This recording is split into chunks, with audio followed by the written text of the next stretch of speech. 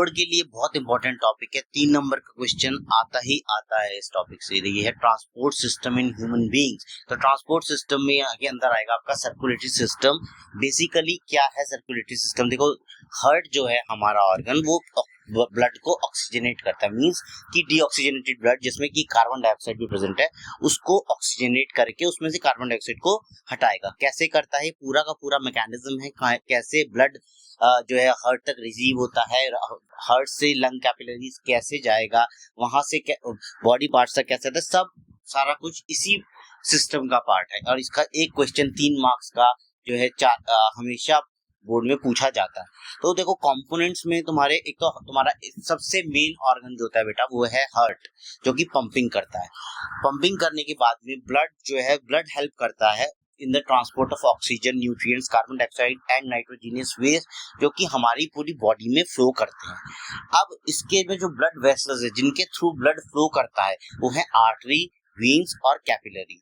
Arteries की अगर मैं बात करूं तो आर्टरीज ब्लड को लेके जाती हैं from heart to the body parts, मतलब कि ऑक्सीजनेटेड ब्लड को लेके जाती हैं, ठीक है।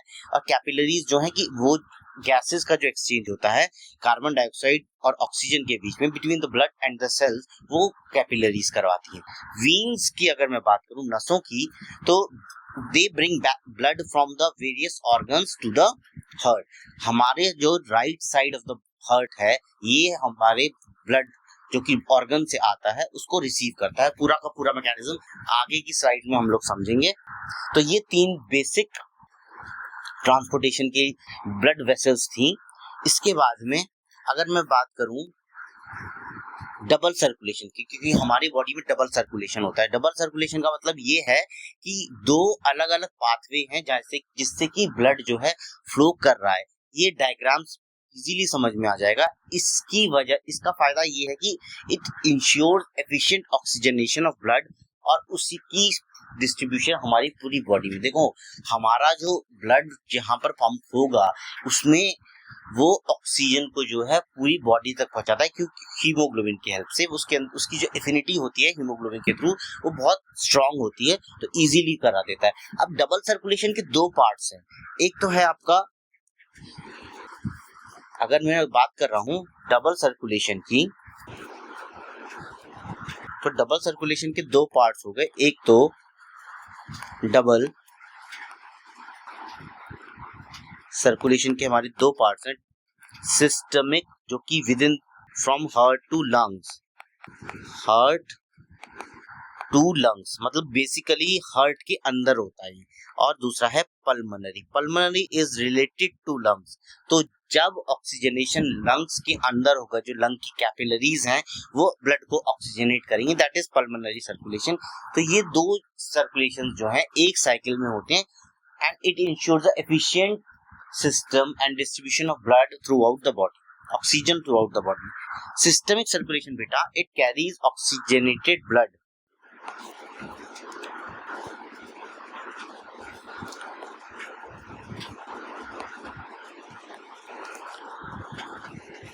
ये है पल्मोनरी सर्कुलेशन। सिस्टमिक सर्कुलेशन में ऑक्सीजनेटेड ब्लड जाता है लेफ्ट साइड से from the left side of the heart to the rest of the body। कैसा ब्लड जाएगा? ऑक्सीजनेटेड ब्लड जाएगा, मतलब जो कैपिलरीज ने ऑक्सीजनेट कर दिया है। ये वाला जो ब्लड है ये ऑक्सीजन यूज करता है और and the blood becomes, body oxygen use कर लेती है, ब्लड कैसा हो जाता है? डीऑक्सीजनेटेड, क्योंकि अब उसमें कार्बन डाइऑक्साइड भी हो गया है। अब ये वाला जो डीऑक्सीजनेटेड ब्लड है ये वापस से जाता है कहां पर? हमारे हार्ट की राइट साइड में। राइट साइड में दोबारा जाता है। किसके थ्रू जाता है? ये जाता है वेना कावा के थ्रू। राइट साइड में जाता है through vena cava. Vena cava जो है हमारी बॉडी की लॉन्गेस्ट वीन है। हमारा जो डीऑक्सीजनेटेड ब्लड है ये वीन्स के थ्रू जाता है। इस तरीके से जो साइकिल है वो पूरी की पूरी कंप्लीट होती है। अब होता क्या है कि पल्मोनरी सर्कुलेशन यानी कि जो सर्कुलेशन लंग्स में हो रहा है, ये डीऑक्सीजनेटेड ब्लड को राइट साइड से लेती हुई तब जाके लंग्स में ऑक्सीजनेट करती है, जो कि भेजती कहां पर है? लेफ्ट साइड में भेजती है, जिससे कि लंग्स में ब्लड जो है ऑक्सीजन को पिक करता है और कार्बन डाइऑक्साइड को रिलीज करता है, ठीक है। अब ये ऑक्सीजनेटेड ब्लड जो है लेफ्ट साइड में दोबारा आ जाता है लेफ्ट एट्रियम में। चार चैम्बर्स हैं हमारे, right atrium, right ventricle, left atrium और लेफ्ट वेंट्रिकल। ये ज्यादा क्लियर डायग्राम से हो जाएगी। ये देखो, ये आ गया डायग्राम। अब यहाँ पर देखो, दिस लंग कैपिलरीज ये है। Capillaries is a mesh network of veins, different veins जो होती हैं।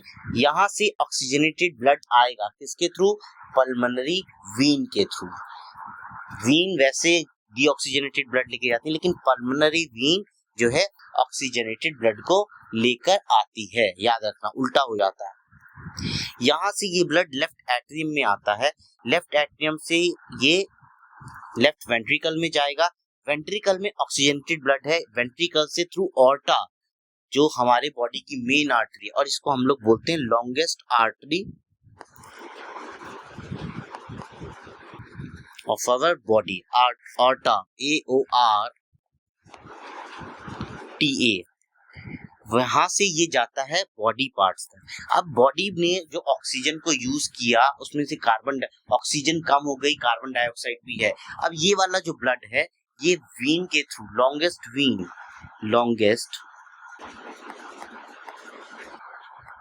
वीन जो है हमारी बॉडी में, दैट इज वेना कावा, ये डीऑक्सीजनेटेड वीन ब्लड को लेके जाती है, वीन्स लेके जाती है।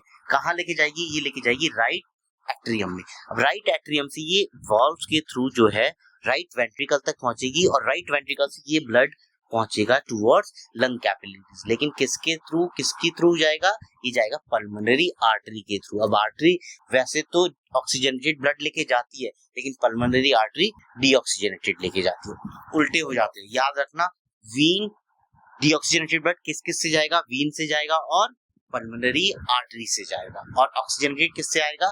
पल्मोनरी वीन से आएगा और ऑर्टा से आएगा, that is the longest artery. तो पल्मोनरी आर्टरी में ये के थ्रू ये लंग्स में जाता है, और वापस से किस में आ जाता है? लेफ्ट एट्रियम में जाता है। इस तरीके से साइकिल अपने आप को रिपीट करती चली जाती है। अब देखा ना कि इसने एक साइकिल में 2 बार ब्लड को फ्लो कराया है हार्ट से, that's why it is known as double circulation in human beings. Double circulation, ठीक है। तो ये जो है, इसको हम लोग बोलते हैं जनरली सेप्टम, जो कि हार्ट को लेफ्ट और राइट चैम्बर में डिवाइड करता है। अब अगर आपको स्टेप्स लिखने हैं इनके कि क्या क्या हो रहा है, तो सबसे पहले lung capillaries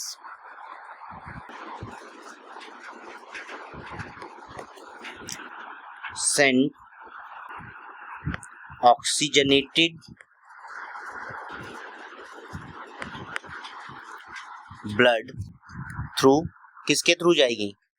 through pulmonary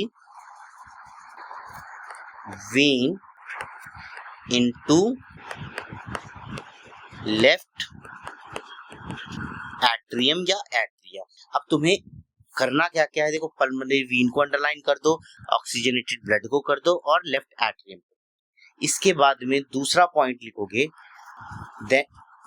left atrium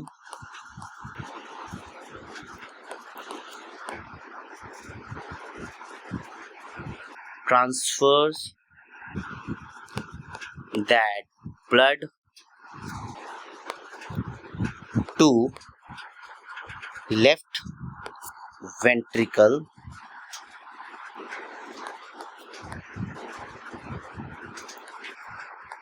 through valves।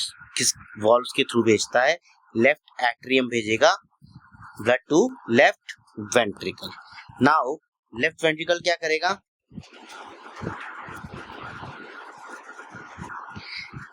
From left ventricle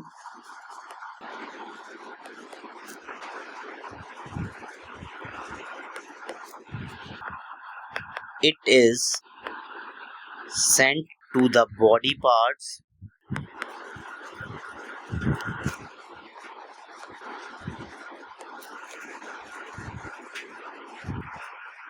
through aorta, that is the longest artery, ठीक है, इसके थ्रू जाएगा। इसके बाद फोर्थ स्टेप देखो, then body uses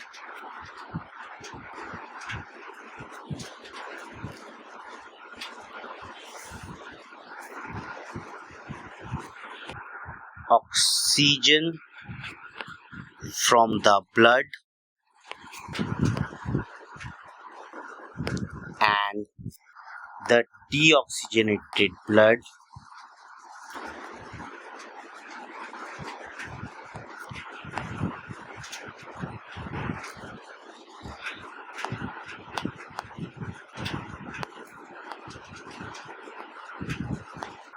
is received by the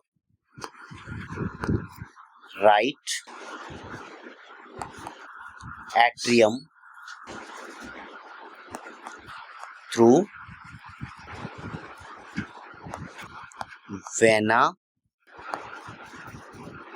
कावा। वेना कावा पे होगा, राइट एट्रियम पे होगा, डीऑक्सीजनेटेड ब्लड पे होगा। ये हो गया। इसके बाद में लिखोगे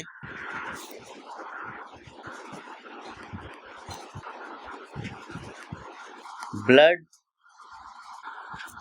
then sent to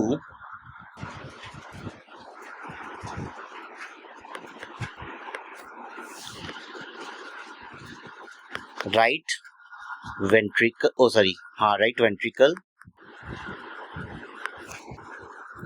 and from where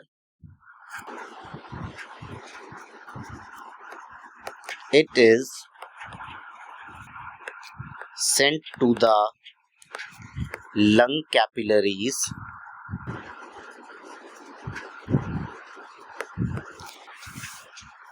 through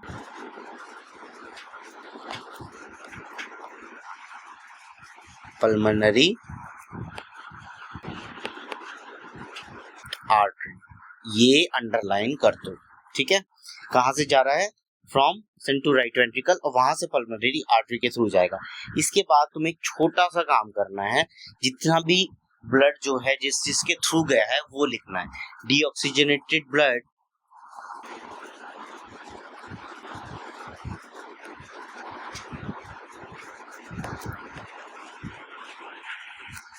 number 1 from body to heart. कौन लेके गया? Vena cava, that is the longest vein in the body. From heart to lungs, कौन लेके गया? Pulmonary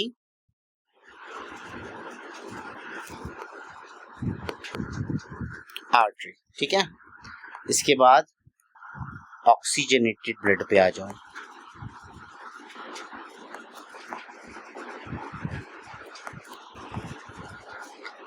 number 1 from lungs to heart, कौन लेके गया? Pulmonary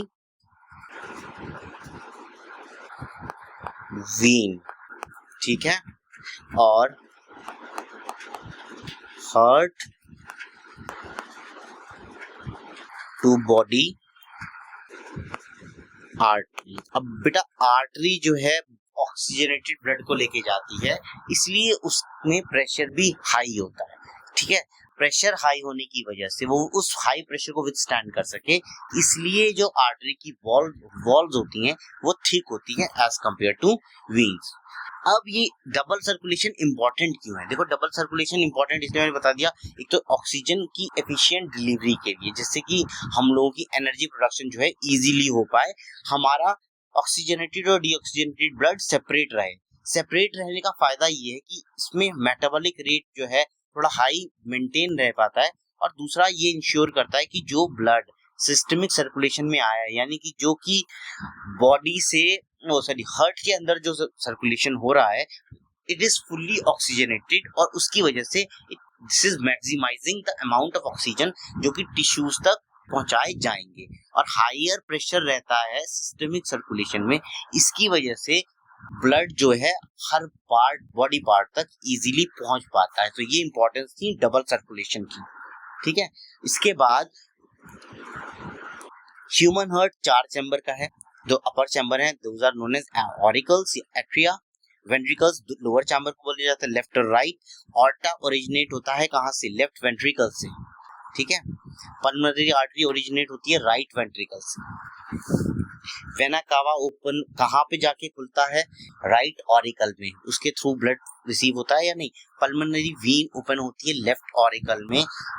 जो लेफ्ट और राइट पार्ट होता है ब्रेन का वो सेपरेट होता है सेप्टम से।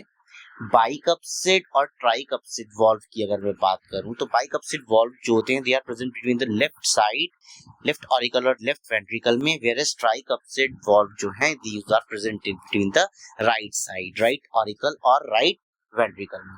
सेमील्यूनर valves they are present at the beginning of the aorta and the pulmonary artery, मतलब लेफ्ट और राइट दोनों साइड में पाए जाते हैं, ठीक है। तो ये आपका हो गया ऑर्टा और पल्मोनरी आर्टरी के बीच में। अब आ जाओ कि why it is necessary to separate oxygenated और deoxygenated blood in mammals and birds, मतलब इतना जरूरी क्यों है? देखो मैमल और बर्ड्स की अगर मैं बात करूँ they are warm blooded animals. Warm blooded यानी कि जो अपना बॉडी टेम्परेचर जो है सराउंडिंग के हिसाब से मेंटेन नहीं कर सकते, हम लोग नहीं कर सकते। तो ये हम लोग भी तुम्हारे वार्म ब्लडेड में ही आते हैं। हमारा जो body temperature that is constant. तो इसकी वजह से हमारी बॉडी को एनर्जी ज्यादा चाहिए। अब एनर्जी ज्यादा चाहिए तो हम लोग जो है भैया रेस्पायर भी ज्यादा करेंगे। रेस्पायर एंड लार्ज, और उससे क्या होगा? CO2 लार्ज अमाउंट में प्रोड्यूस होगी। अब अगर इन केस डीऑक्सीजनेटेड और ऑक्सीजनेटेड ब्लड मिक्स हो जाए तो इसकी वजह से ऑक्सीजन रिड्यूस हो जाएगी और उसकी जो ऑक्सीजन कैरिंग कैपेसिटी है ब्लड की वो भी रिड्यूस हो जाएगी, ठीक है। तो इसलिए सेपरेशन जो है जरूरी है, क्योंकि इससे आपका जो सिस्टम है ज्यादा एफिशिएंट बनता है और ये हेल्प करता है आपका वो कांस्टेंट बॉडी टेम्परेचर को मेंटेन करने में। जिससे कि ये किसकी वजह से होता है? आपका जो ऑक्सीजनेटेड और डीऑक्सीजनेटेड ब्लड है ये मिक्स ना हो। देखो अब आता है फॉर्मेशन ऑफ लिम्फ, ये भी सर्कुलेटरी का ही पार्ट है। लिम्फ जो है कि जो हमारी कैपिलरीज होती हैं उनमें छोटे छोटे होल्स होते हैं जिनमें कुछ अमाउंट ऑफ प्लाज्मा, प्रोटीन और नाइट्रोजीनियस सब्सटेंस जो होंगे ये आ जाते हैं इंटरसेलुलर स्पेस। अब इंटरसेलुलर स्पेस का मतलब सेल्स के बीच में जो स्पेस है, और ये जो टिश्यू फ्लूइड होता है इसको हम लोग बोलते हैं लिम्फ, ठीक है। इंटरसेलुलर स्पेस से ये एंटर करता है लिम्फेटिक कैपिलरीज में, जो कि लिम्फ वेसल्स को ज्वाइन करते हैं। ओपन कहाँ पे रहा है ये? वीन के अंदर। लिम्फ जो है डाइजेस्टेड और एब्जॉर्ब फैट को इंटेस्टाइन से लेके जाता है और जितना भी एक्सेस फ्लूइड है हमारी बॉडी में यस उसको सेलुलर स्पेस में से वापस ब्लड में ट्रांसफर कर देता है। तो बेसिकली ये इंपॉर्टेंस है लिम्फ की। अब लिम्फ का इतना क्या रोल है? देखो जो लिम्फ है वो हमारे प्रोटीन और फ्लूइड जो है सर्कुलेशन से जो सर्कुलेशन में यूज अप हुए हैं उनको वापस से टिश्यू तक पहुंचाता है, हमारे बॉडी टिश्यू तक। ये हमारी बॉडी का डाइजेस्टेड फैट जो है उसे कैरी करता है। इसी में प्रेजेंट होते हैं लिम्फोसाइट्स जो कि हमें हमारी बॉडी को प्रोटेक्ट करते हैं किससे? इन्फेक्शन से। तो ये 3 इंपॉर्टेंस हैं लिम्फ की। पहला बताया मैंने कि it returns proteins and fluid कहाँ से? From circulation to tissues.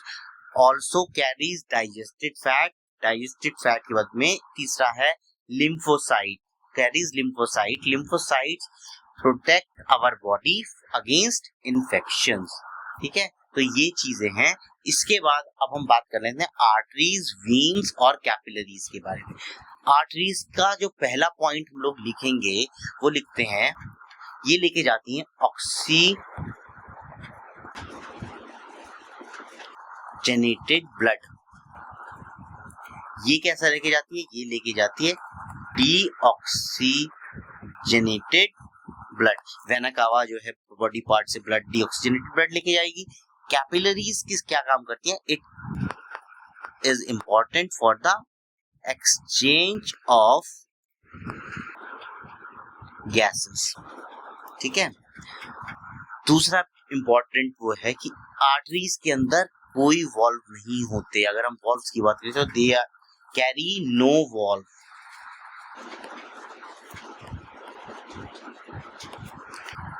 ये कैरी वॉल्व्स, और इनका कैपिलरीज का बात करें तो ये दीज आर एक्सट्रीमली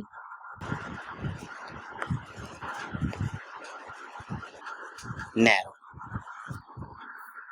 इसके बाद थर्ड पॉइंट ऑफ डिफरेंस जो है, ये कहाँ से आर्टरीज कहाँ से ब्लड को लेके जाती है? ये लेके जाती है हार्ट से ब्लड को, फ्रॉम हार्ट टू बॉडी। ठीक है, ये लेके जाता है बॉडी टू हार्ट, और ये कैपिलरीज जो है किसको कनेक्ट करती हैं? ये करती हैं कनेक्ट आर्टरीज और वेन्स। अब आ जाओ कि इनकी जो इनर वॉल्स होती है वो कैसे होती है। ये होती है वेरी थिक वॉल्व। इसका मैंने रीजन भी बता दिया, वो हाई प्रेशर को विथस्टैंड करने के लिए इनकी जो इनर वॉल्स हैं वो बहुत ज्यादा थिक होती हैं। दे हैज थिन वॉल्स, और capillaries are extremely thin. The walls are extremely thin, बहुत ज्यादा पतली वॉल्स होती हैं इसकी। तो आर्टरीज की थोड़ी थिक होती हैं, वेन्स की थोड़ी थिन, और कैपिलरीज की बहुत ही ज्यादा थिन। ठीक है, इसके बाद में क्या ट्रांसपोर्टेशन का जो प्रोसेस है ये प्लांट्स में भी होता है? बिल्कुल होता है भाई। जाइलम और फोइलम जो 9th क्लास में पढ़े थे, ये ट्रांसपोर्टेशन का काम प्लांट्स में करते हैं। जाइलम प्लांट्स में लेके जाता है फूड को, सॉरी वाटर को, और फ्लोएम लेके जाता है फूड को, फूड एंड मिनरल्स। तो बाई डायरेक्शनली काम करता है ये। जाइलम यूनिडायरेक्शनल काम करता है क्योंकि एक ही डायरेक्शन है उसकी काम करने की, यूनिडायरेक्शनल, और वो करके जाएगा हमारा फ्लोएम जो है बाई डायरेक्शनली काम करता है। क्या ट्रांसपोर्टेशन में केवल यही चीज आएंगी प्लांट्स की? नहीं, उनकी कुछ प्रोसेस होते हैं, ट्रांसपिरेशन होता है जिसमें कि वाटर जो है लूज किया जाता है लीव्स के थ्रू, जो पानी को ऊपर की तरफ खींचते हैं। ट्रांसलोकेशन है जिससे कि there is a movement of food from leaves to storage organ. तो अब क्वेश्चंस हैं कुछ। Why the walls of capillary are thin? Capillary की आर्टरीज की थिक क्यों होती है हमें पता है, कैपिलरीज की बहुत ज्यादा थिन क्यों होती हैं? थिन, अब इसका आंसर है कि जो कैपिलरीज की थिन वॉल है उनकी वजह से they allow for the easy movement of gases को एक्सचेंज करती हैं इस वजह से, तो by the process of diffusion. Although मैंने पिछले वीडियो में बताया था कि हमारी बॉडी में जो रेस्पिरेशन होता है वो डिफ्यूजन से नहीं होता। ठीक है, तो ये इसका रीजन है कि कैपिलरीज की वॉल्स बहुत ज्यादा थिन क्यों होती हैं? क्योंकि थिन होने की वजह से it allows for the easy and movement of gases कौन सी? ऑक्सीजन, कार्बन डाइऑक्साइड, कुछ न्यूट्रिएंट्स हैं आपके जो ग्लूकोज प्रोडक्ट्स हैं, कार्बन डाइऑक्साइड, जो पूरी कैपिलरी वॉल में डिफ्यूजन से मूव कर पाए। ठीक है, दूसरा क्वेश्चन है capillaries are known as exchange vessels, क्योंकि उनका जो प्राइमरी फंक्शन है वो है exchange of the substance between the blood and the tissue. उनकी जो थिन वॉल्स हैं that allow for the exchange to occur quickly and efficiently, ये उसका रीजन आ गया। इसमें आप अंडरलाइन क्या क्या करोगे? देखो बच्चों का बहुत ज्यादा क्वेश्चन रहता है कि सर हमें जो की टर्म्स हैं उनको वो नहीं पता चल पा रही हैं, तो इसमें की टर्म आएंगी primary site for the substance to be exchange between blood and tissue, और exchange to occur quickly and efficiently.